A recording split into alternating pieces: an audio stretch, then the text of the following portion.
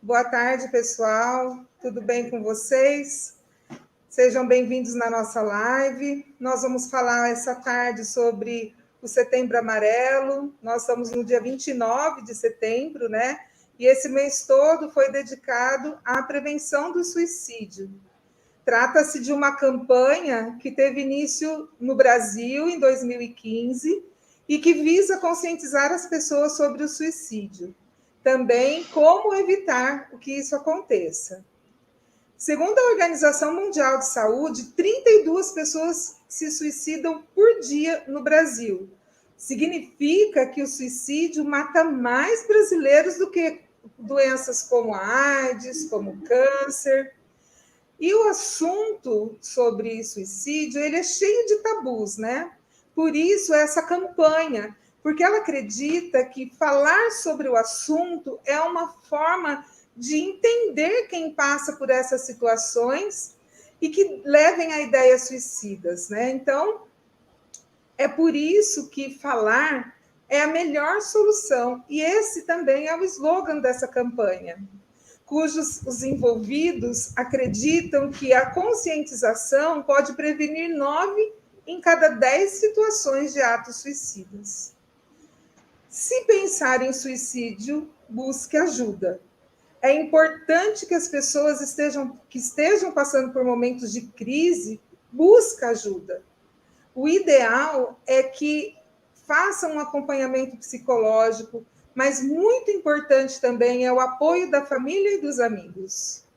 E para isso é essencial que as pessoas consigam falar o que sentem. Isso é muito importante. Eu quero agradecer muito ao Renato Lopes por abrir conosco esse espaço de diálogo sobre esse tema tão importante. Renato, seja muito bem-vindo, somos muito gratos, a escola toda é muito grata à sua disponibilidade. E também quero agradecer ao professor Clayton, que articulou e que organizou todo esse evento. Seja bem-vindo, Renato. Uma boa palestra para todos nós. Passa a palavra. Obrigada, Cecília. Gente, tudo bem? Queria começar apresentando o nosso convidado, né? É o Renato Ruiz Lopes. O Renato, ele é escritor, ele é teólogo, acho que ele vai falar um pouquinho também dele aí também, né? Mas o Renato é escritor, é teólogo, ele é pastor da primeira Igreja Batista de Botucatu, né? O Renato também escreveu 2 livros aí que eu vou passar o nome para vocês. Um dele é Pensamentos de um Jovem Pastor em Reconstrução, e o outro é Entendendo e se Livrando de Relacionamentos Tóxicos, né? Mãe narcisistas, relacionamentos abusivos, bullying no trabalho, né? E ele também é idealizador do movimento Bem Botucatu, o movimento Bem Botucatu, né, Renato? É isso? Isso, exatamente, então, tá, é isso aí. Então tá jóia. Eu queria muito agradecer a sua presença, Renato, de estar aqui com os nossos estudantes.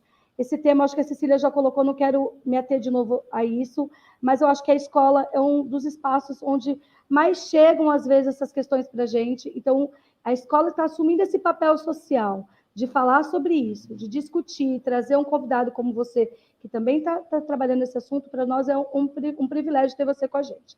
Queria agradecer também ao nosso tradutor e intérprete de Libras, o Anderson, que possibilita, né, aí a inclusão na escola e, consequentemente, fora dela também, né? O Gabriel aí, nosso aluno, que o diga.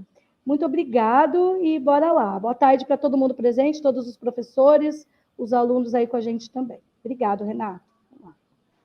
Legal, obrigado, Érica, obrigado pela acolhida, obrigado pela introdução. Queria agradecer a Cecília também pela confiança, pela oportunidade, agradecer ao Clayton, meu amigo querido do coração. A gente é amigo aí já de alguns anos, e quando ele me convidou, fiquei muito feliz, muito honrado, e também bastante nervoso, assim, é um tema que para mim é muito caro, mas é um nervosismo que me coloca diante de uma coragem de poder compartilhar, de poder falar, e principalmente de poder criar um espaço de acolhimento. Agradecer ao Anderson, que está aí na nossa interpretação de Libras, eu acho isso fantástico, é o professor Renato, que está dando todo o nosso suporte técnico. Obrigado a todos e todas, valeu demais. Eu sou o pastor Renato, pastor na Primeira Igreja Batista aqui em Botucatu. Eu sempre respondo essa pergunta: nossa, mas tão jovem, pastor, e eu sempre tenho que lidar com essa questão de aparência, eu sempre tenho que lidar com essa questão de estigma, eu sempre tenho que lidar com essa questão de tenho que parecer. E uma das minhas respostas é: Jesus não parecia filho de Deus, mas era. Então, eu quero iniciar a minha fala dizendo sobre essência, sobre sermos quem somos e a possibilidade de recomeçarmos sendo quem somos. Tanto nos meus 2 livros que eu escrevi, até aproveitando esse espaço para colocar vocês um pouco a par disso, desse meu trabalho como escritor, eu falo sobre essas possibilidades, tanto que o meu primeiro livro é Um Jovem Pastor em Reconstrução, é uma jornada de recomeço. E o meu segundo livro, ele fala sobre relacionamentos abusivos, mães narcisistas, ou seja, mães que abusam dos seus filhos, fazendo uso desse papel tão importante na construção familiar, abusos no trabalho e relacionamentos tóxicos. Tudo isso, pessoal, tudo isso me faz acreditar que o mundo, o mundo é um lugar onde nós construímos relações e o tempo todo nós estamos nos relacionando uns com os outros e principalmente com a gente mesmo. Quer percebamos isso, quer não percebamos isso. O bom é que a gente perceba, que a gente constrói relação com o outro e que a partir dessa relação com o outro eu construo a relação comigo mesmo e o vice-versa também. A partir do que eu construo comigo, eu construo também com o outro. Então tá. Para nós situarmos um pouco a nossa conversa, eu quero convidá-los a pensar um pouquinho sobre o tipo de sociedade que a gente vem vivendo. A partir dos anos 80, explodiu nos Estados Unidos um conceito econômico chamado liberalismo, ou o movimento liberal econômico, e isso desencadeou uma série de comportamentos sociais, e que a gente hoje conhece, agora que eu vou falar mais superficialmente, como consumismo. Consumismo e produtividade. Então, nos anos 90, a sociedade ela era regida, regulamentada por uma sociedade de obediências. Quem constrói isso é Michel Foucault. Foucault vai dizer que a sociedade é uma sociedade de obediência. É por isso que talvez nós vamos ouvir os nossos pais, os nossos avós, dizendo assim, você precisa estudar para passar no concurso público. Você precisa de um concurso público, um trabalho fixo, fazer uma faculdade para conseguir um trabalho público. Essa é a cabeça de uma sociedade que trabalhava na ótica da obediência. Beleza? Interessante. Então, essa sociedade, ela adoecia na carne, ela adoecia na reclusão do pensamento, na diminuição do pensamento para obedecer. Por isso que surgiu aquele tema no Vox Populi, na voz popular, seu pai é quadrado, seu avô é quadrado, você também é um quadrado. Por quê? Porque era um pensamento dentro da caixa, de obediência. Depois dos anos 90, nessa transição para os anos 2000, Byung-Chul Han, um filósofo sul-coreano, ele vai dizer que a sociedade passou da sociedade da obediência para a sociedade do desempenho, da produtividade, ou uma sociedade da performance.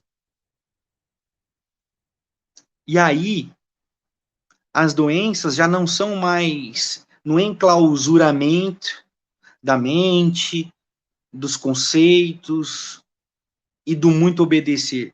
A sociedade passa agora a adoecer porque ela tem que ser producente, ela tem que ser sucesso, ela tem que bater recorde de like, ela tem que ser o melhor, eles têm que ser os melhores funcionários, tem que bater meta, tem que performar. Na academia tem que ter a coxa mais grossa, tem que ter o bíceps mais grosso. Na escola tem que ter o tênis mais bonito. a roupa mais bonita, tem que ter a melhor nota da classe, tem que ser o melhor aluno, tem que ter o cabelo mais bonito. Ou seja, a nossa sociedade, ela vem, então, de uma construção consumista e atravessa, trazendo esse consumismo agora para uma linha performática. E o que eu quero dizer com tudo isso? Pastor, o que o senhor está querendo dizer com todo esse negócio? O que isso tem a ver comigo? É que eu e você começamos a sofrer na nossa carne, na nossa existência, aquilo que eu disse no começo da minha fala. Eu não pareço pastor. Ou seja, eu não tenho uma performática. Eu não tenho uma aparência. Eu não entrego uma performance. E se eu deixar que essa fala chegue no meu coração, eu corro um grande risco de me tornar alguém consumido por esse pensamento. E eu começo a desacreditar de mim mesmo, dizer assim, eu não pareço pastor, então eu não sou. Você pode receber muitas falas que te convidam a performar, mas esse convite da performance não te leva para onde você é ou quem você é de fato. E a pandemia, ela potencializou essas performáticas. Até surgiu aquele meme que diz assim, e para além do Stories, você está bem? Né? Para além do Instagram, você está legal? Por quê? Porque tudo ali virou um campo que eu chamo e eu batizei de positividade tóxica. Eu não sei se você tem essa impressão, se vocês têm essa impressão, mas você olhava o Instagram, você via pessoas felizes e você dizia, eu não estou feliz assim. Você via pessoas celebrando a vida no meio de uma pandemia ou tentando ver o lado positivo de meio de uma pandemia, sabe? E você dizia, cara, eu tô para baixo, eu tô mal. Essa positividade tóxica, o que eu não estou dizendo, que é errado tentar ver o lado bom das coisas, não é isso que eu estou dizendo.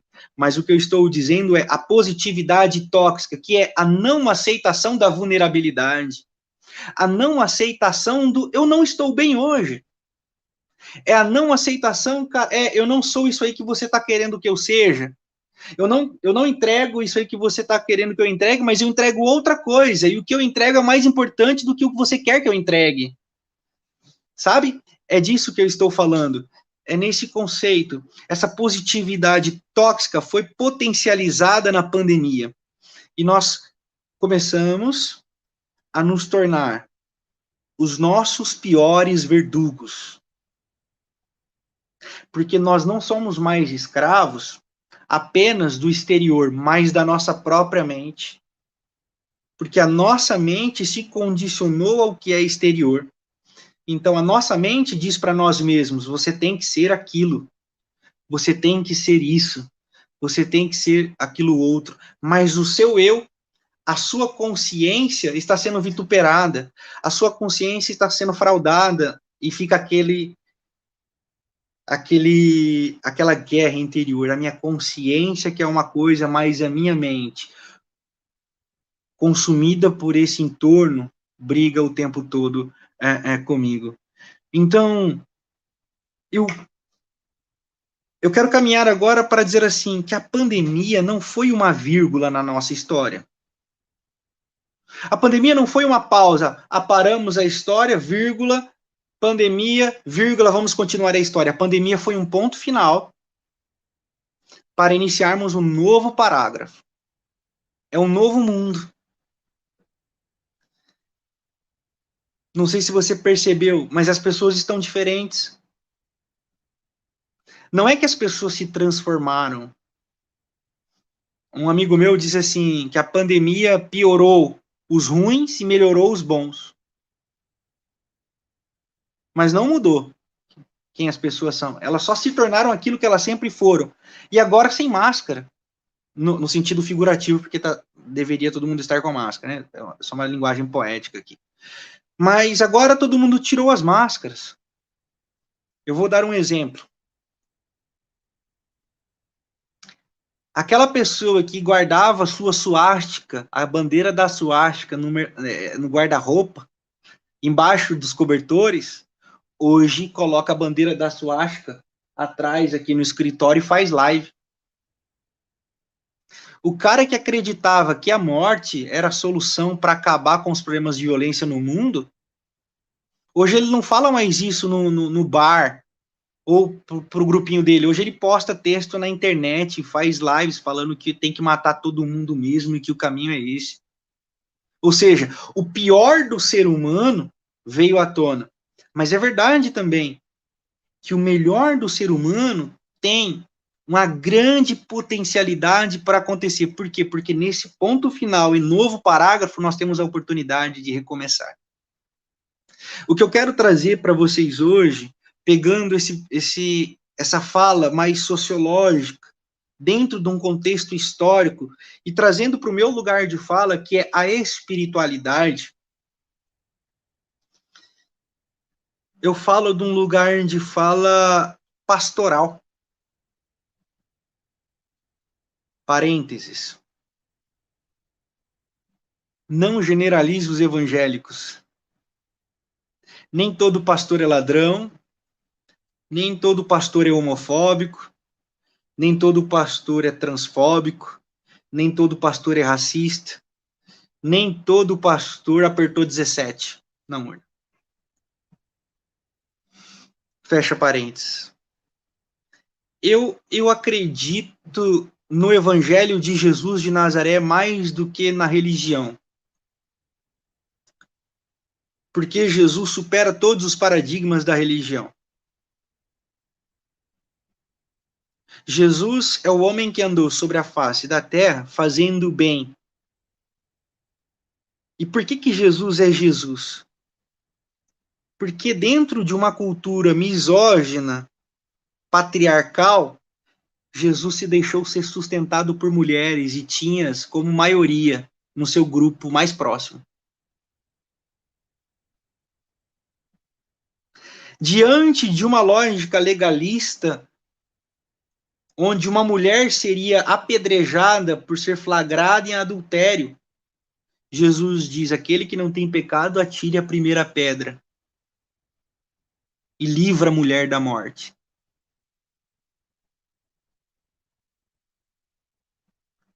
Diante de uma indagação dizendo: você se diz o Messias, mas você anda com pecadores, que Messias é você? Ele responde: eu não vim para os bons, porque não são os bons que precisam de médico, mas os doentes. Então, é desse lugar de fala, olhando para essa nossa sociedade, que eu digo que é possível nós recomeçarmos a escrever a nossa história, e você escrever a sua história, olhando para esse Jesus que diz para você assim, ó, tá tudo bem não estar tudo bem. Porque você não é perfeito. E nem tem a obrigação de sê-lo, porque perfeito vem de perfectus, do latim, que significa pronto, acabado, ou que atravessou a linha de chegada. E quem o é? Se ninguém é, quem pode ser o padrão para alguém? Ou quem pode exigir de alguém um padrão de outrem? Ninguém. Por isso, permita-se recomeçar nessa lógica. Tá tudo bem não estar tudo bem. Você não precisa estar bem todos os dias. Você não tem que estar sorrindo todos os dias. E você precisa saber também. Permita-me uma breve pastoral. Tá bem?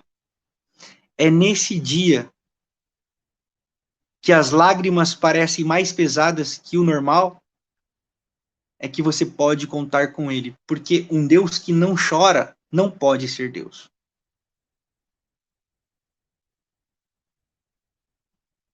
Deus é o absurdo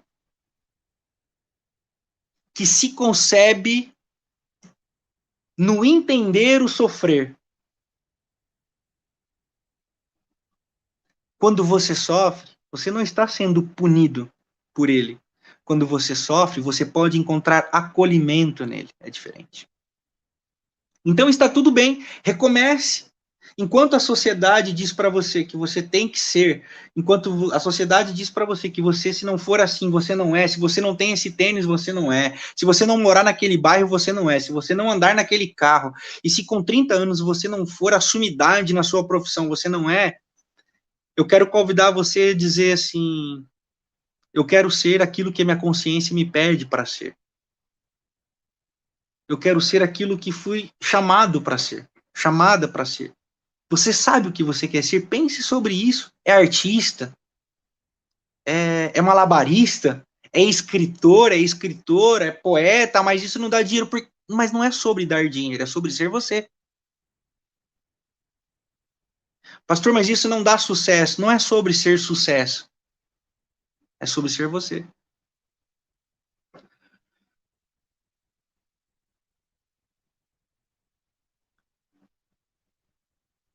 Está tudo bem você faltar. Eu atendo muitas pessoas que cresceram ouvindo palavras de diminuição. Você vai ser um bosta, me perdoem a expressão.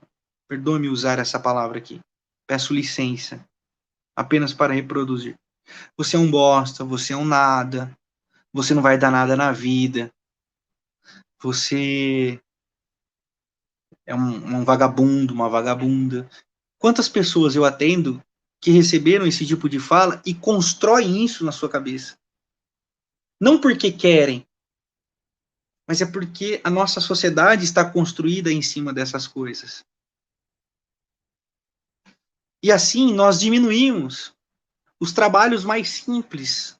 Nós não valorizamos as pequenas conquistas. Porque é desse tipo de construção que as pessoas humilham um gari na rua. É desse tipo de construção, por exemplo, eu tenho que testemunhar ocularmente aqui no condomínio onde eu moro, crianças humilhando os porteiros. E eu digo, como isso é possível? Que sociedade é essa? Se não uma sociedade do desempenho, onde o outro vale aquilo que ele trabalha.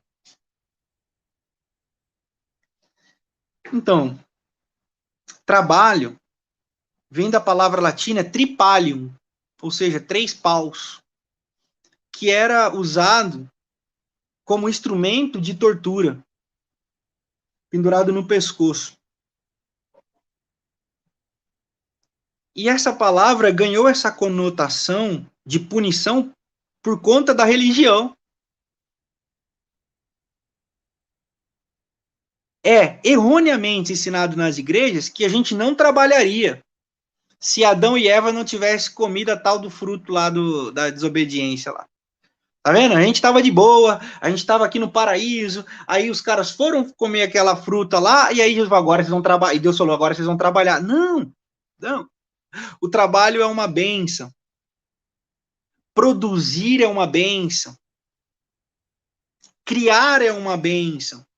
O que é instrumento de opressão e de tortura? A performática. É o fazer para ser. Certa vez eu li uma história assim, pessoal. O cara trabalhava de manobrista num restaurante. E o sonho dele era juntar dinheiro para um dia levar a esposa lá para alguém manobrar o carro para ele. Porque a ideia dele era tratar o manobrista como ele era tratado. Já diria Paulo Freire que a educação, quando não é libertadora, o sonho de todo oprimido é se tornar um opressor. Percebe a cadeia, o ciclo infernal de opressão consigo mesmo, que resulta no próximo. Se nós conseguirmos quebrar essa cadeia de opressão com a gente mesmo, nós vamos conseguir ser pessoas melhores para influenciar o mundo com amor, bondade e generosidade. E é esse isso que eu quero dizer. Eu quero talvez trazer aqui para o final da nossa conversa essas suas expectativas, você já pensou sobre as suas expectativas? Porque você pode recomeçar. Eu perguntei para o pessoal qual é a faixa etária que nós estamos conversando, ou que eu estaria dialogando aqui nessa tarde, de 15 a 18 anos, mais ou menos. Uma galera, então, que tem toda uma vida pela frente. Então, é importante que você pense, não, mas eu já estou velho. Que velho? Não, mas eu já passei por tanta coisa. Eu sei, mas é possível recomeçar. É possível reescrever a sua história, você ressignificando as suas expectativas. Por isso, eu sou generoso e acolhedor porque eu me acolhi. Eu me entendi. É óbvio que talvez para algumas pessoas isso seja necessário um acompanhamento médico, um acompanhamento psicológico. Quem dera se todos nós pudéssemos fazer terapia, eu acho que o mundo seria um lugar melhor.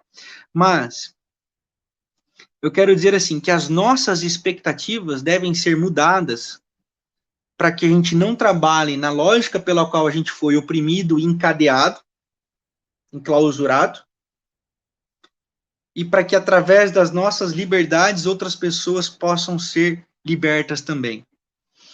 Concluo dizendo e citando um estudo fantástico sobre a ocitocina.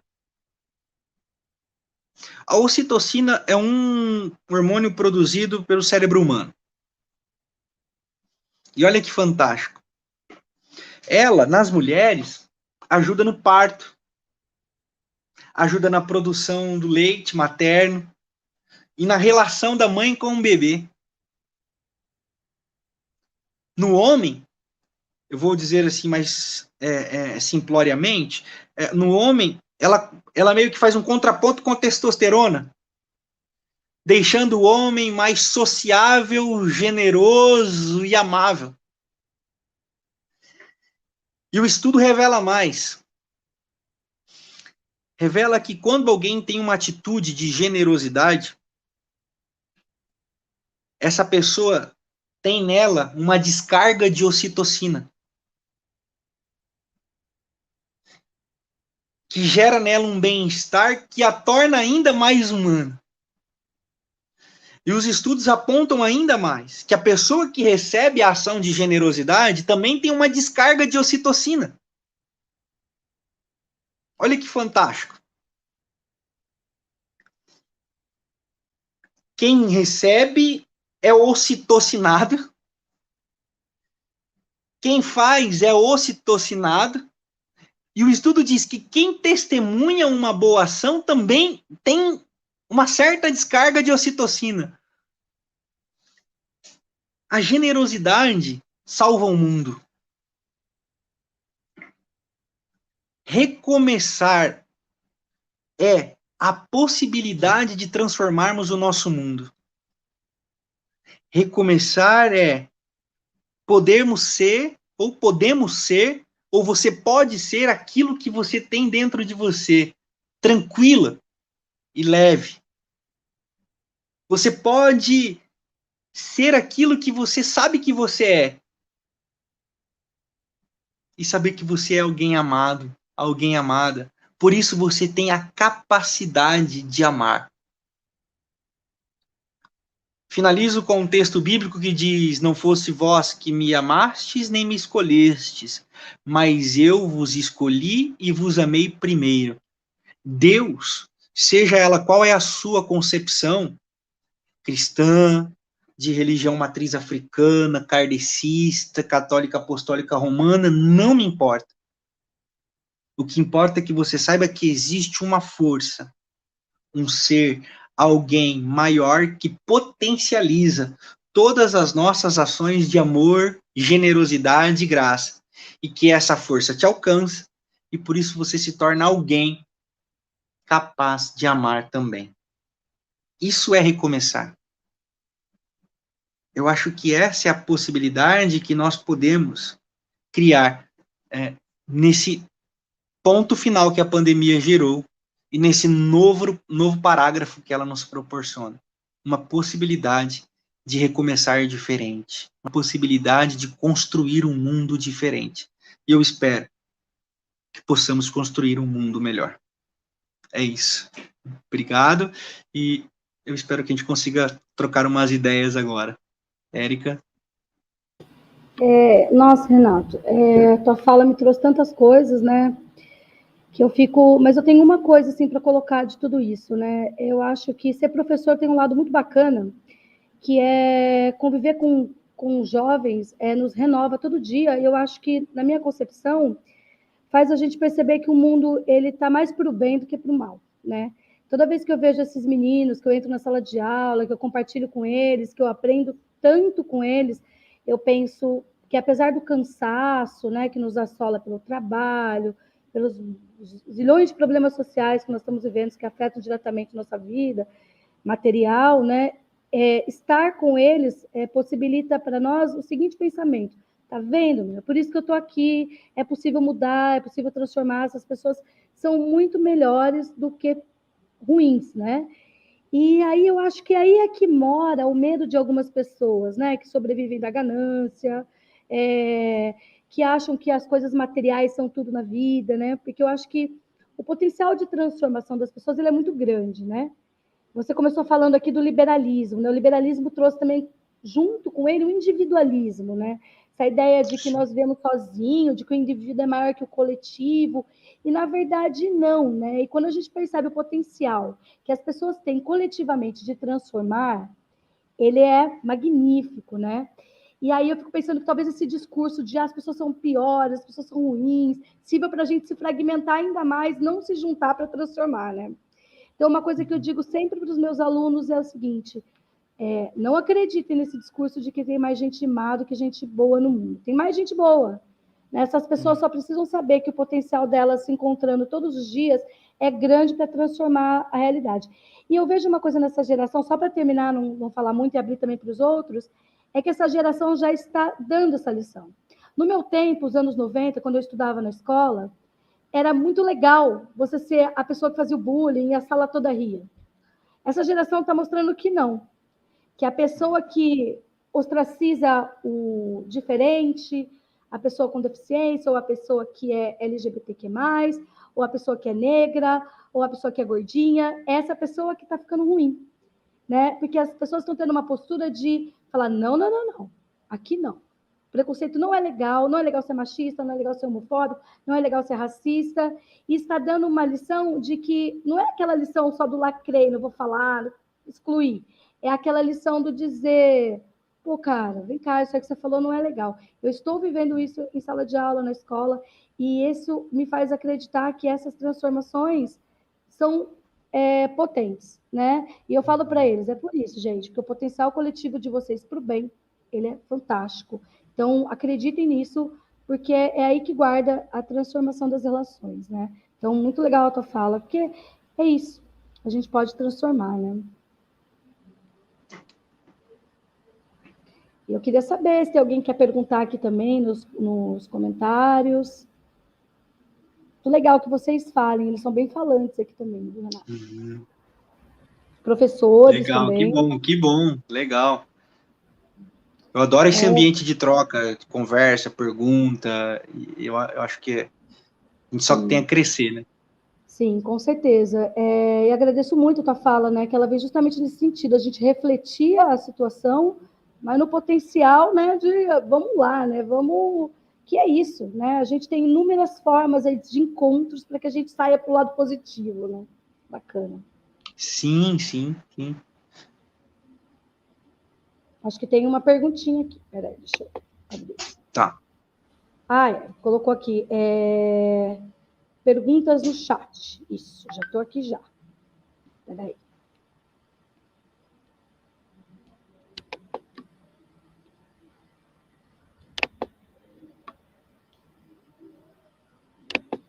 Acho que tem uns professores me perguntando aqui pelo Face. Espera só um pouquinho que eu vou entrar aqui, vou ver o que está acontecendo. 2 minutinhos.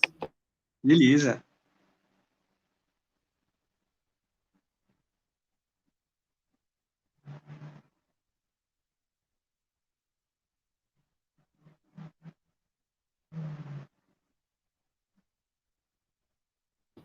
Renato, as pessoas estavam dizendo que o chat estava fechado, tá? E tem uma professora que eu acho que para o chat está fechado, ela mandou pelo Face, que é a Alessandra, né, que é a professora aqui de história deles, né? A Alessandra falou se você podia falar um pouquinho desse cansaço, né, da sociedade do cansaço, né, que ela acabou de perguntar aqui para mim agora pelo WhatsApp. Eu recomendo um livro do Byung-Chul Han.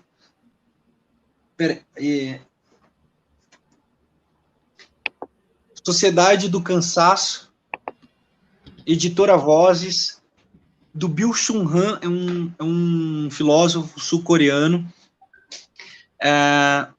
Ele aborda essa sociedade, como você disse, Érica, fundamentada no individualismo, no consumismo. E ele vai dizer que isso tem adoecido as pessoas, levando-as ao burnout, ao esgotamento psicoemocional, às depressões. Por quê? Porque as demandas agora não são apenas de ir até o lugar do trabalho e produzir durante 8 horas. Eu tenho atendido pessoas que estão trabalhando cerca de quase 18 horas por dia. 18 horas por dia. O que é isso, se não uma sociedade que está escravizando-se a si mesmo, permitindo isso? Para a pessoa se libertar disso é muito difícil.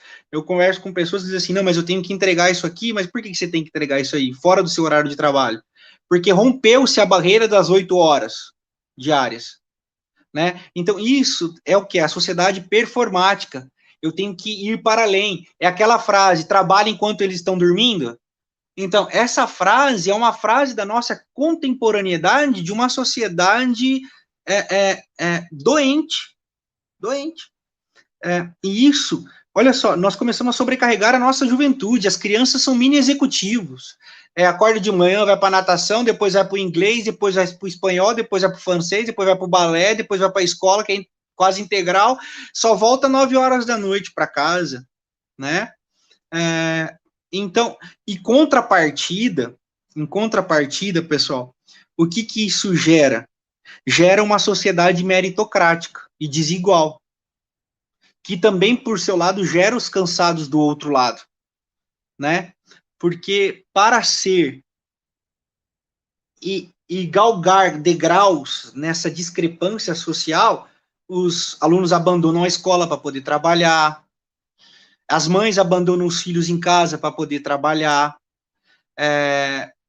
Então, nisso, a gente vem aumentando o que a desigualdade social.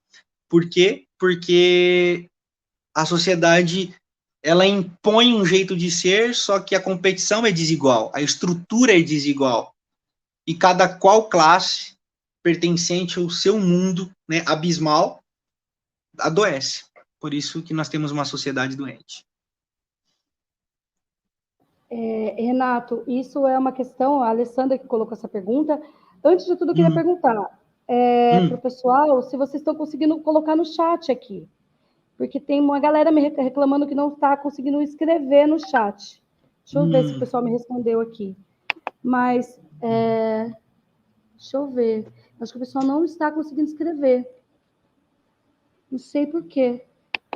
Se o Renato, o Renato, professor aqui, consegue ajudar, porque tem a impressão que... Ixi, eu acho que o Renato caiu.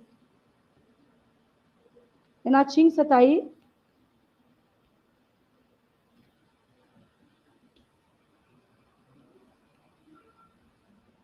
Será que alguém pode me responder aqui, ou pelo chat? Queca, estou verificando aqui, tá? Só um minuto.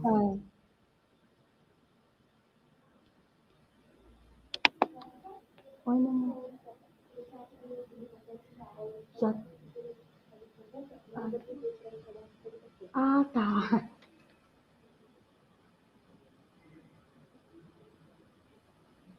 Ah, muito bom, hein?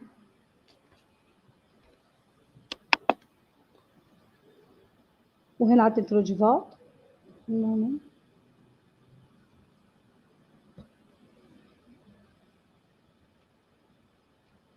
Acho que ele caiu, né?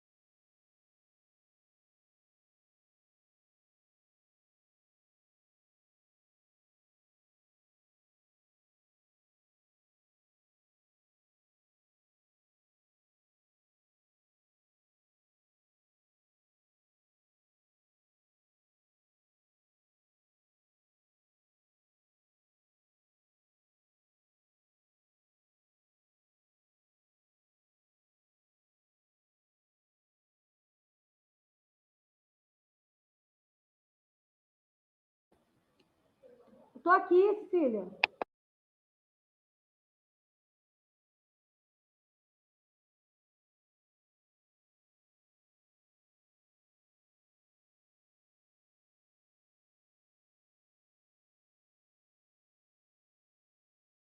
Ô, gente bonita, vamos fazer o seguinte, o pessoal manda mensagem no meu celular aqui, já veio mensagem por escrito também, e eu falo para o Renato, tá bom? Beleza? Vou ficar quase louca, mas tudo bem.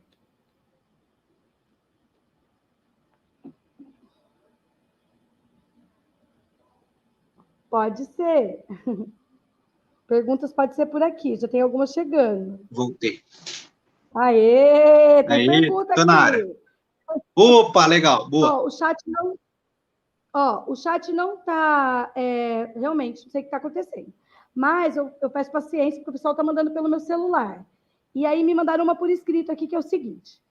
Os alunos perguntam aqui. Como tem sido a acolhida, no geral, das igrejas em relação às pessoas com esse conflito na vida? Isso. É bacana essa pergunta, muito boa. Então, como eu comecei dizendo, eu sou um pastor, um jovem pastor em reconstrução. E uma das coisas que eu estou tentando reconstruir como pastor e na minha comunidade de fé eu até mandei pintar na frente do muro da minha igreja, é proibida a entrada de pessoas perfeitas. Para realmente inspirar a minha comunidade a ela mesma se acolher, né, nas suas imperfeições, e também ter essa capacidade solidária de acolher o outro na dificuldade e na dor dele. Eu acho que esse é um grande desafio, porque, historicamente, nós projetamos conversão à perfeição. Nós projetamos conversão a se tornar alguém acabado. Daí vem a expressão santarrão, santarrona, né? E esse tipo de gente, santarrão, santarrona, era um tipo de gente que não gostava muito do próprio Jesus. É um tipo de gente que Jesus teve bastante dificuldade. Então, eu vou dizer pela minha comunidade, nós temos tentado construir uma visão de acolhimento, mas não é só um acolhimento performático, mas é um acolhimento genuíno, de humanidade. Vejam bem, nós temos, tocando no nosso ministério de louvor, divorciados, homossexuais. E todas essas pessoas participam da mesa da comunhão na Igreja Católica, é conhecido como Eucaristia. Na Igreja Evangélica, é conhecida como Santa Ceia. Na minha comunidade, eu resolvi chamar de Ceia do Senhor, porque a mesa é dele, e ele não põe ninguém para fora. Se a mesa é dele, todos e todas são convidados. Então, eu parto dessa premissa. Como é que é o nome da pessoa que fez a pergunta? Eu não ouvi. Tem um nome? Seu microfone está fechado, Essa foi uma pergunta do terceiro C, que ela veio do terceiro C. Veio geral. Tá. Legal. Não, beleza. Então, pessoal do terceiro C, eu acho que eu posso responder pela minha comunidade. Os evangélicos são uma panaceia, dá para você... Tem para todos os gostos, infelizmente. Ou felizmente, não sei. Mas dentro da minha realidade pastoral e a minha visão comunitária é tentar construir uma comunidade o máximo possível acolhedora. Não apenas de palavras, mas de atitudes, para termos próximos uns aos outros, para nos acolhermos nas nossas imperfeições. Não sei se eu respondi. Uma pergunta que chegou aqui agora também, que é uma pergunta do... Peraí, só um pouquinho, deixa eu olhar que sério aqui, que tô uma loucura aqui, que eu tô no celular. É uma pergunta do segundo B. O segundo B pergunta aqui, como é que a gente pode conversar sobre essa questão do Setembro Amarelo, inclusive com uma preocupação aqui, a urgência desse tema, né? online. Como que esse trabalho online pode ser feito? Que eles têm uma dúvida em relação a isso. Trabalho online. Será que o pessoal se refere a lives como essa ou pessoalmente? Como que ela pessoalmente pode fazer? Será que é isso? Acho que é isso, né? Vou perguntar aqui. Amores, peraí, deixa eu desligar o microfone aqui. Peraí.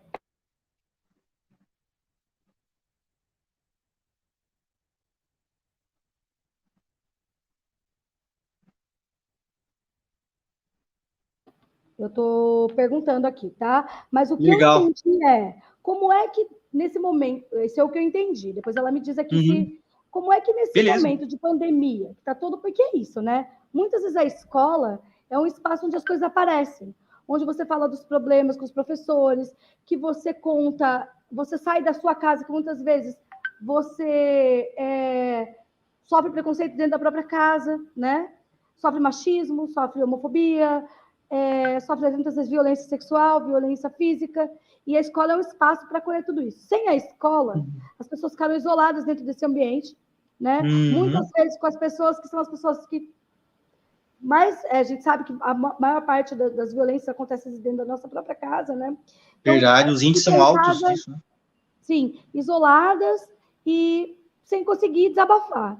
Então, Entendi. como que se você conhece movimentos online que está acontecendo, como que é possível trabalhar essas questões de forma online? Se existem pessoas tentando fazer isso, nesse auxílio, nesse apoio, né? Porque o que eu sinto que vem por esses jovens é que essa pressão, dessa angústia, ela é urgente, e eles estão querendo dar vazão para isso, né?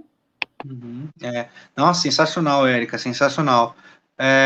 Eu acho que, assim, existem trabalhos online, existem muitos trabalhos online acontecendo.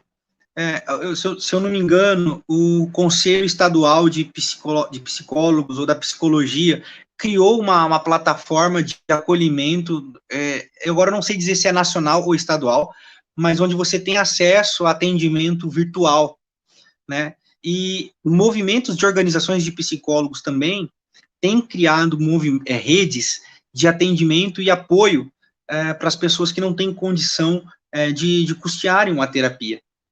Então, acho que procurar isso na internet vai ficar bem mais fácil. Segundo, escolher com quem você vai conversar mesmo que online.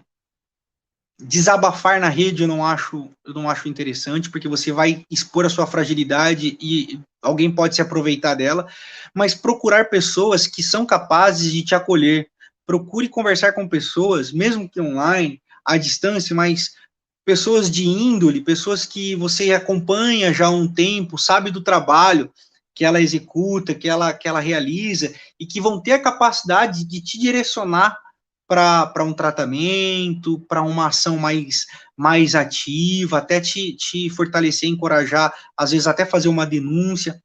Mas a minha orientação a respeito disso seria, então, observe as pessoas que vocês conversam virtualmente, o histórico dela, no que ela trabalha, qual é a jornada dela no acolhimento de pessoas, qual é a jornada dela no trabalho social e na construção coletiva, né? Então, online, eu diria esses dois caminhos, eu apontaria esses dois caminhos. Procurar essas redes de apoio, a rede de proteção à vida, o CVV, tem caminhos digitais, basta você procurar na internet, talvez a gente pode até depois disponibilizar isso de forma mais fácil. E até um testemunho legal, um exemplo bacana, Érica, pessoal que está assistindo, é que eu coloquei a propaganda desse nosso papo aqui hoje no meu Facebook. E já embaixo apareceu um comentário: poxa, a gente trabalha no apoio a pessoas em situação de vulnerabilidade, né, do suicídio e tal, vem conhecer o nosso trabalho. Então, eu já estou entrando em contato com esse pessoal, então já estou conhecendo pessoas que fazem esse tipo de trabalho, então também logo eu vou ter mais outras informações para poder compartilhar nas minhas redes. E aí, talvez uma terceira coisa, compartilhe conhecimento. Você conhece redes de apoio, conhece redes de aconselhamento terapêutico, psicológico, espiritual, compartilhe nas suas redes, vai ajudar alguém, né? Compartilhar coisas boas, compartilhar boas notícias, compartilhar informações verdadeiras, eu acho que é um caminho bacana para esse mundo digital, esse mundo online, eu acho que isso faz muito bem. Veio uma pergunta agora, o Renato está tentando colocar também os comentários. Isso aí, ó. Uhum. A gente está dando um jeitinho aqui, tá? Desculpa. Legal, bacana. Tem uma pergunta aqui também que veio para mim agora,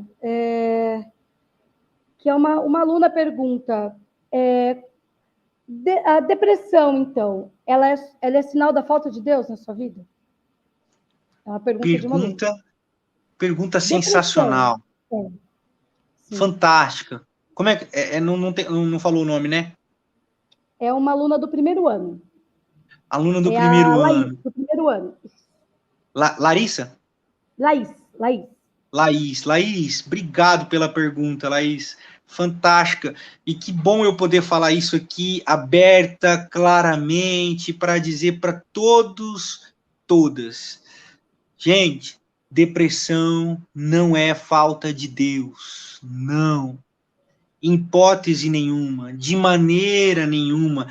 Depressão não é falta de Deus, depressão não é falta de fé, depressão não é punição de Deus, depressão não é a mão de Deus pesando, depressão não é porque você está em pecado, de maneira alguma. Eu sempre gosto de dizer assim, ó, se eu uso óculos, e eu precisei de um oculista para acertar aí minha visão, e ele me passar um óculos. Às vezes, nós precisamos de um psiquiatra para acertar algumas toxinas, algumas substâncias liberadas no nosso cérebro que nos causam essa tristeza inexplicada. Então, não é falta de Deus, assim como miopia não é falta de Deus. Assim como qualquer outra enfermidade não é falta de Deus. É a situação da nossa existência. Já diria Sartre, né? A existência é angustiosa. Ela é feita de momentos bons e momentos ruins. E a depressão é uma consequência de eventos e de momentos que causaram essa doença. Não no sentido pejorativo, é doença no sentido humano. Assim como uma dor de cabeça, assim como uma gripe, assim como uma febre. E às vezes nós precisamos de alguns remédios para acertar isso, de um acompanhamento terapêutico. Não tem nada a ver com falta de fé, não tem nada a ver com Deus. Inclusive, eu acho que nesses momentos nós nos tornamos até mais sensíveis a Ele.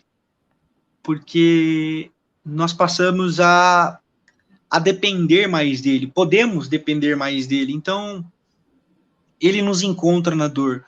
Um teólogo católico chamado Tomás Halick, ele diz assim que se você quiser encontrar Deus, procure os que sofrem. Deus estará lá. Então eu acredito muito nisso, viu, Laís? Obrigado pela sua pergunta. Não é falta de Deus. Está tudo bem não estar tudo bem. Procure ajuda. Procure um terapeuta, procure um psiquiatra. Fuja de pastores que dizem, de padres que dizem, de líderes religiosos que dizem que isso é maldição, que isso é por causa do pecado, que isso é karma. Fujam, porque isso é um tipo de gente que vai fazer mal para a tua alma, vai fazer mal para o teu espírito.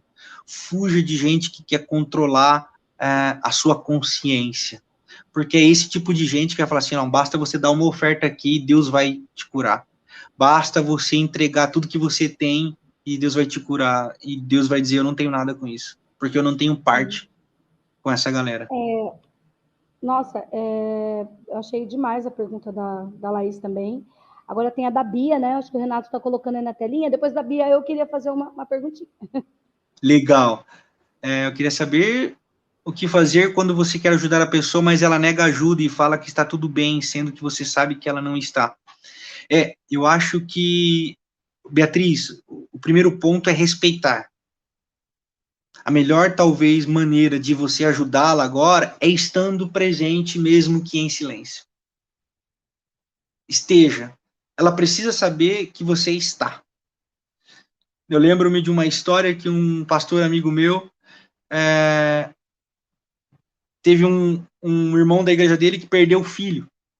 E ele falou assim, cara, eu não sei o que dizer, ele não me pediu ajuda. Então, eu não tenho nada para fazer. E aí, depois de um tempo, esse irmão procurou o pastor. Cadê o senhor? Ele falou assim, irmão, eu não sei o que te falar. Você perdeu o seu filho, meu, eu não sei o que te fazer. E o irmão respondeu assim, ó, você não precisava dizer nada, eu só precisava saber que você estaria ali ao meu lado.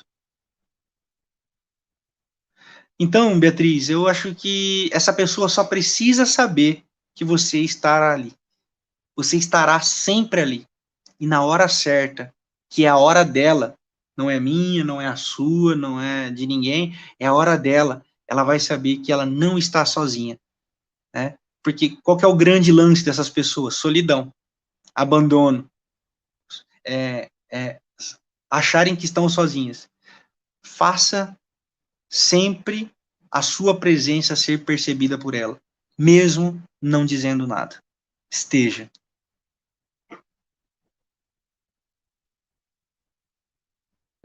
Renato, eu gostei bastante da tua fala, né? Sempre se colocando, embora como um pastor, mas uma pessoa que respeita, né? Tanto o pensamento científico, filosófico, quanto o pensamento de outras matrizes religiosas, outras igrejas, enfim.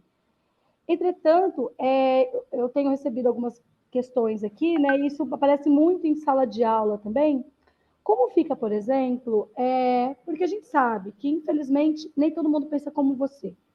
A gente ainda tem um pensamento que vigora bastante conservador em relação a algumas questões que estão permeando as discussões da juventude. Como, por exemplo, a questão da sexualidade, a questão dos padrões de gênero, do que é ser mulher na sociedade, né? A gente tem ainda pessoas que afirmam que o lugar da mulher é de submissão ao homem, servindo ao homem para servir a Deus. Né? A gente tem pessoas que ainda colocam as pessoas LGBTQ+, como aberrações, né? E que se dizem representantes de muitas igrejas, e que muitas vezes frequentadas por pais. Eu não estou falando de uma igreja, estou falando aí de, né? Geral, um pensamento que ainda vigora muito. E nós temos uma porção de alunos que chegam até nós com questões de depressão profunda, porque não são aceitos por pensamentos como esse. Né? Do tipo, olha, meus pais, a religião não permite que eu seja como eu sou. Então, como essas pessoas lidam com isso em casa? Porque muitas vezes, né, a depressão se acirra pela não aceitação por ser trans, por ser gay, por ser bissexual, por ser uma mulher que não aceita, ou que questiona, às vezes, os padrões do comportamento machista dentro de casa. Né? Então, essas questões estão chegando para nós, assim, de uma forma, assim, as pessoas, esses meninos e meninas precisam falar sobre isso, porque está agoniando e é a causa de parte da depressão social, a não aceitação pela família e por esse pensamento. Queria que você pudesse falar um pouquinho sobre isso, lembrando que essa pergunta é minha mesmo, tá? Como professora, que recebo isso na aula de sociologia, que muitas vezes já fui cobrada por pais de dizer, olha, você falou de gênero, e, né, não é bacana, né? Você falou em liberdade de gênero, olha, não gostaria. Então, enfim, como é que a gente se depara com essas questões e lida com isso, né? Com esses elementos? Sim.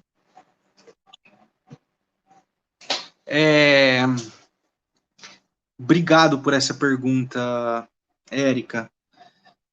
Eu acho que esse é um tema muito caro para a religião. São temas que foram sendo construídos, né, principalmente no meio reformado, ou seja, protestante. Eu gosto sempre de dizer assim, ó, a religião ela trouxe grandes contribuições para a sociedade, principalmente com a própria reforma, ali no século XVI.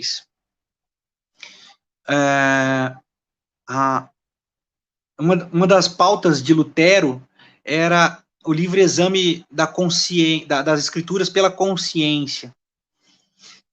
E quando Lutero foi questionado pelo Império sobre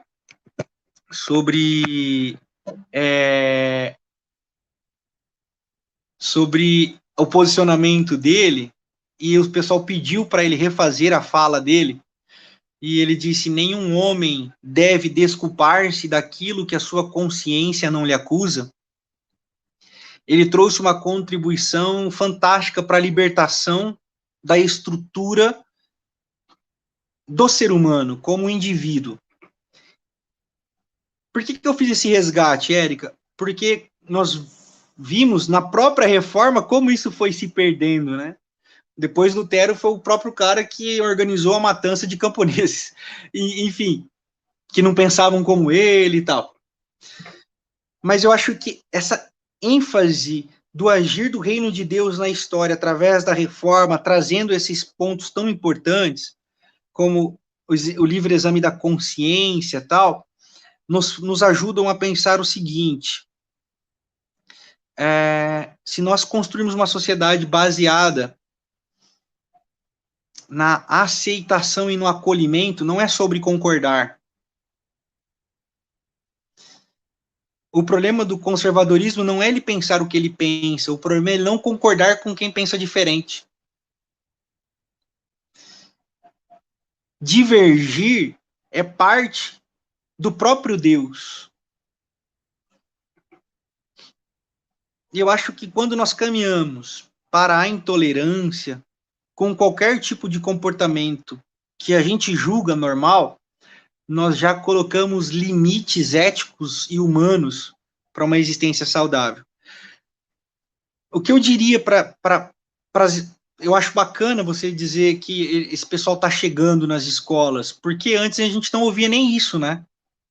A gente só sabia do desfecho, tirou a própria vida, saiu de casa, sumiu no mundo, tal. Hoje isso já começa a chegar, aquilo que você falou, eles estão falando, eles já não estão mais se conformando, então está havendo uma voz de protesto, né? Está havendo uma voz de, opa, peraí, tem algo errado aí, vamos conversar sobre isso. Então, acho que quando a escola cria esse ambiente de acolhimento, já é uma ajuda muito grande para esse tipo de aluno, para esse tipo de realidade. Eu acho que quando nós, como líderes religiosos e igrejas, criamos esses ambientes, nós já criamos um ambiente de acolhimento para que o todo saia ganhando. Eu uma vez respondi a seguinte pergunta, Érica. Me perguntaram assim: pastor, o senhor aceita casamento homossexual? Aí eu perguntei: por quê? Tem algum homossexual querendo casar comigo? Aí a pessoa riu, falou assim: não, pastor, eu quero saber se o senhor aceita. Eu falei: eu não tenho que aceitar, mano. Não é sobre eu aceitar ou não, porque eu aceitar não muda uma realidade de quem ele é. Então a pergunta não é se eu aceito ou não, a pergunta é o que eu faço em relação a esse irmão. Eu acolho ou eu excluo?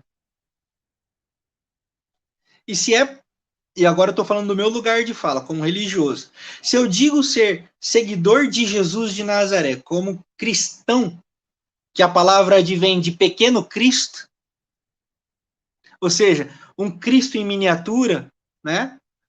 Uma projeção do Cristo, não há outro caminho para mim. Não é sobre eu aceitar ou não aceitar.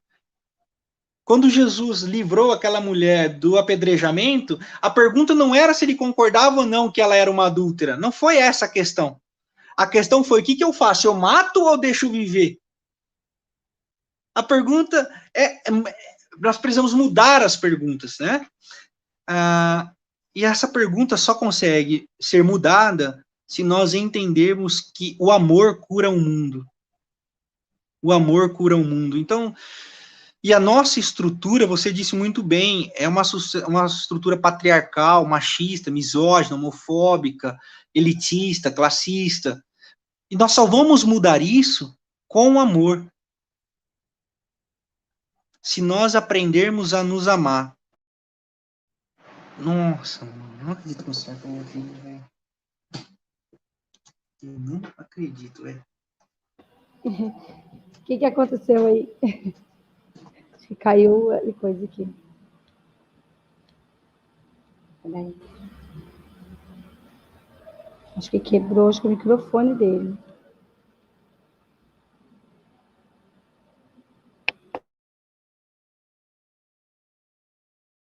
Gente, aguarda um momentinho aí, que eu acho que o microfone do Renato caiu aqui.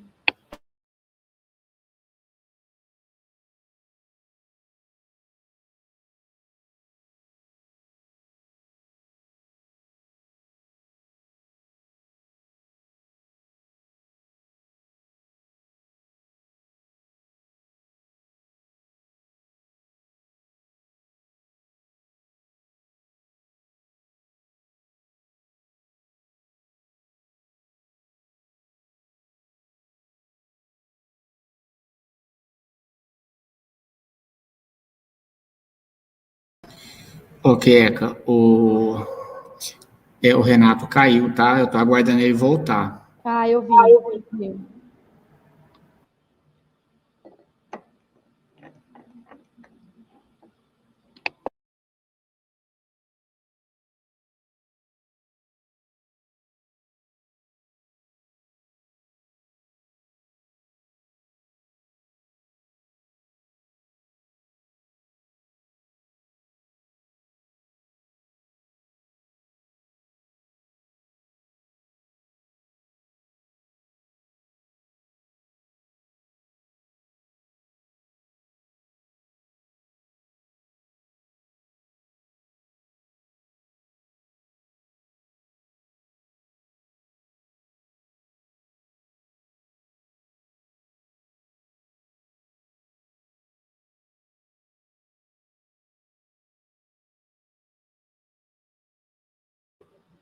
Gente, lembrando que quem quiser fazer perguntinha, tem 5 minutinhos mais aqui.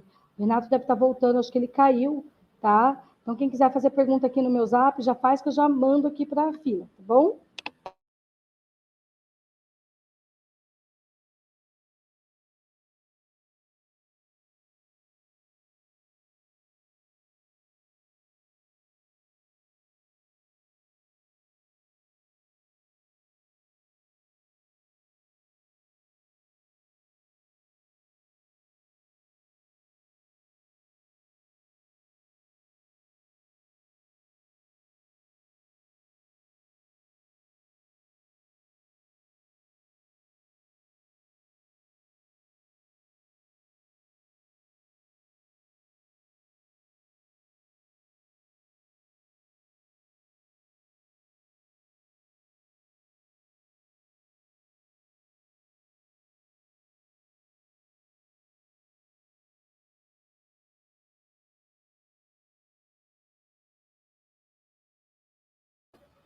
Gente, eu estou achando que o professor Renato teve algum problema lá, que ele não vai conseguir retornar, né? A gente está tentando entrar em contato com ele aqui pelo Zap, e nem pelo Zap a gente está conseguindo mais, eu acho que não sei, deve ter dado um BO na internet dele, né? Na verdade, eu gostaria de agradecer o Renato, né? Eu acho que ele traz uma perspectiva bastante bacana, né? De que é isso, embora ele se declare como pastor, ele abriu a todo momento para declarar que ele respeita todas as formas de religiões se colocarem, que já é muito bacana.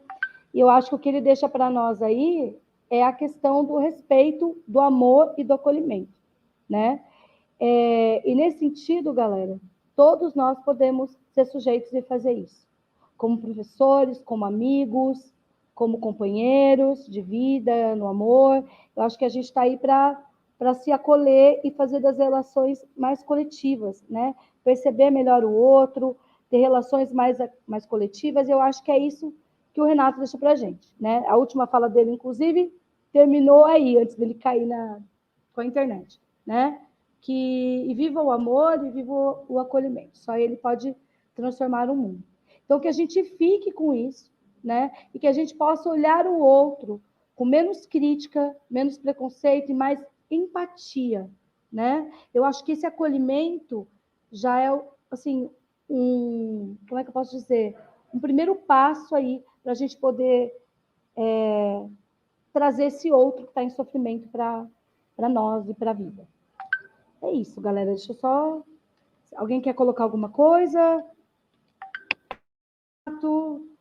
O ano. Deixa eu ver o que estão mandando aqui. Peraí.